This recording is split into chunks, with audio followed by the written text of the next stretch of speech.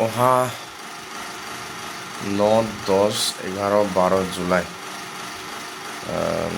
Central TMPK 17তম অধিৱেশন। হয়তো নিশ্চয় আপোনালোকে গম পাইছে চাগে।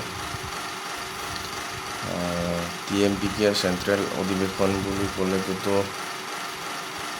বহুতেই গুৰুত্বপূৰ্ণ। হয়তো আজিৰ দিনত অসমৰ বাহিৰেও, অসমটোতো নকওঁৱেই আৰু,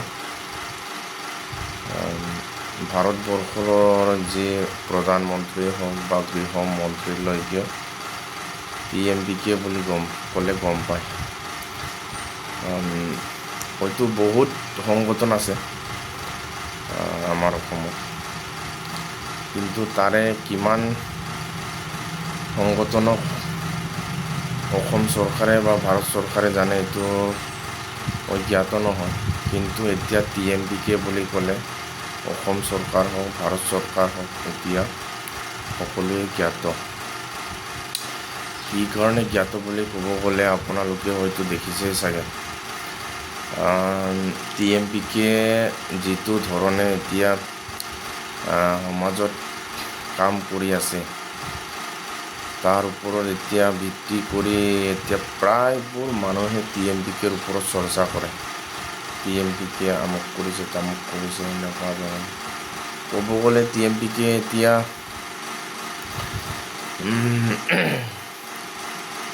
নৱপ্ৰজন্মৰ ল'ৰা ছোৱালীবিলাকৰ কাৰণে ইমানেই ভাল কাম কৰি গৈছে। এখন সুস্থ সবল আৰু প্ৰগতিশীল সমাজ তৈয়াৰ কৰিবলৈ দিনে নিশাহে কাম কৰি আছে।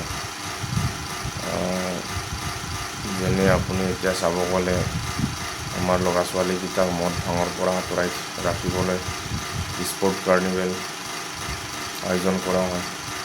স্পৰ্ট কাৰ্নিভেলৰ জৰিয়তে বহুতো ল'ৰা ছোৱালীয়ে এতিয়া নেশ্যনেল গেমবিলাকত ঠাই পাবলৈ সক্ষম হৈছে। আৰু সাংস্কৃতিক বিভাগত চাব গ'লে আপোনাৰ ইউথ ফেষ্টিভেলটোতো এতিয়া ৰাষ্ট্ৰীয় এটা ফেষ্টিভেলৰ নিচিনাই বুলি ক'ব লাগে। আৰু যেতিয়া নেকি গৃহমন্ত্ৰী আহিছে, এইটোতো সৰু ফেষ্টিভেল নহয় আৰু, য'ত নেকি আপোনাৰ একেলগে 4-5 লাখ মানুহ একত্ৰিত হয়, গোট খায়। গোটেই দিনে ৰাতিয়ে মানুহ ওলোৱা সোমোৱা কৰোঁতে কৰিবই নোৱাৰি, ইমানেই মানুহ। আৰু এতিয়া এইটো সমস্যাও সমাধানৰ দিশে। এতিয়া সিদিনা শুনিছোঁ আপোনাৰ গুৱাহাটীৰ পৰাও এনেকৈ মানুহ ইয়াতে ডাঙৰ অভিজ্ঞ মানুহ আহিছে, ইঞ্জিনিয়াৰ আৰু হাইৱে আৰু PW ইঞ্জিনিয়াৰো একেলগে কাম কৰি মেলি তাত ট্ৰেফিক জামৰ সমস্যাটো সমাধানৰ কাৰণে কাম কৰি আছে।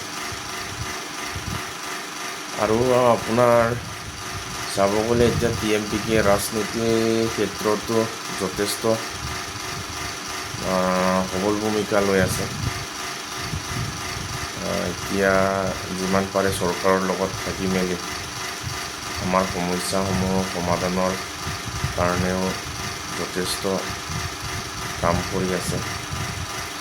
এইটোৰ কাৰণে মই ক'ব বিচাৰোঁ, আপোনাৰ এতিয়া TMPKৰ অধিৱেশন বহুত গুৰুত্বপূৰ্ণ।